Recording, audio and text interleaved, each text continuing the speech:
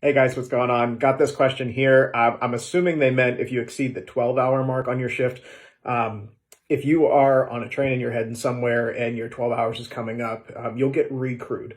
So essentially what they'll do is they'll put a crew in a taxi, another conductor, engineer, maybe a trainee, toss them into a taxi, and they'll drive them to the closest meeting point or drop-off point, and then they'll exchange places with you on the train, and then you'll get in the taxi that brought them, and they'll take you home. So for the time that you are stuck there, if you happen to be there longer than 12 hours, you are compensated for the additional time, and it also pushes back your rest time. So your 10 hours of rest doesn't start until you actually clock out at your home terminal, not when your 12 hours is up while you're out there. So you still get a full 10 hours when you get home before they can actually call you again.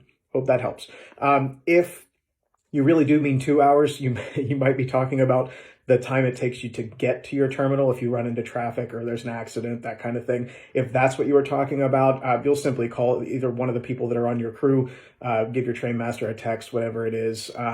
If you know people on your crew, it's a little bit easier to do that, but you don't leave the second that your arrival time is there. You have to get to the terminal. You'll print paperwork. You'll sit down with your crew and you'll do a job briefing. You'll grab supplies, and then you'll get called out for a ride that will drive you to your train. So there is some wiggle room in time there, but just try to get a hold of anybody that you can. When you start your OJT, most of the time you'll meet some of the people that are good contacts for things like that.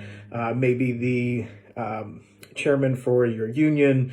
You'll meet your train master when you start, and as you keep working these jobs, you'll start knowing the people that are actually on the crew, and then you can just shoot them a quick text message. But worst case scenario, if you can't get a hold of anybody, you'll call dispatch, and then dispatch will relay that information to let them know, hey, they're running behind or whatever it happens to be. And so if it's 15 minutes, half hour, don't worry about it. If it's anything that's going to be longer than that and you think you might hold up the train, please call dispatch because they need to figure that out as soon as possible. So hopefully those answer your question. It's either one of the two. I can't tell if this was a typo and it should have been 12 hours or if you really did mean the 2 hours it takes you to get to your home terminal.